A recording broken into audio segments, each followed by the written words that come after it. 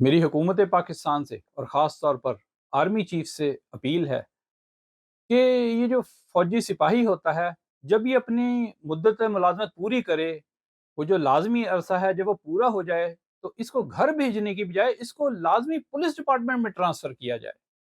فوج کو اس کا فائدہ یہ ہوگا کہ فوج میں شامل ہونے کے لیے نوجوانوں کی زیادہ تعداد میسر ہوگی، کیونکہ نوجوانوں کو معلوم ہوگا کہ جو ہی وہ فوج کا یہ عرصہ پورا کریں گے اس کے بعد انہیں بغیر سفارش کے پولیس ڈپارٹمنٹ میں جاب ملے گی۔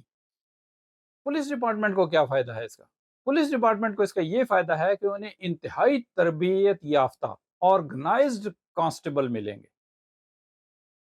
عام آدمی کو کیا فائدہ ہے؟ عام آدمی کو یہ فائدہ ہے کہ اس کو، عام نوجوان کو، بغیر کسی سفارش کے، بغیر کسی پولیٹیکل اور ریسورس تعلق کے اسے پولیس ڈپارٹمنٹ جوائن کرنے کا موقع ملے گا۔ یعنی وہ فوج کو جوائن کرے، اپنا عرصہ مکمل کرے اور اس کے بعد وہ پولیس ڈپارٹمنٹ میں ٹرانسفر کر دیا جائے گا، جہاں وہ 60 سال پورے کرے گا۔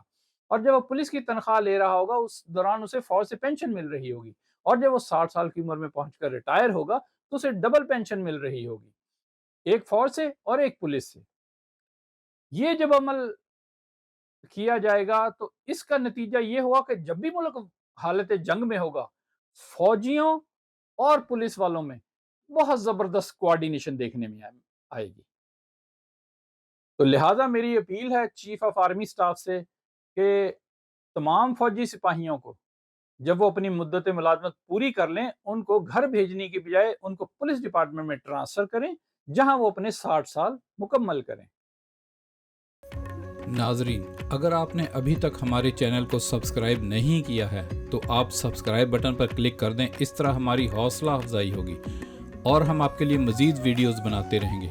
اگر آپ کو ہماری ویڈیو اچھی لگے تو لائک بٹن پر ضرور کلک کیجیے گا اور اسے دوسروں کے ساتھ بھی ضرور شیئر کیجیے گا۔ شکریہ۔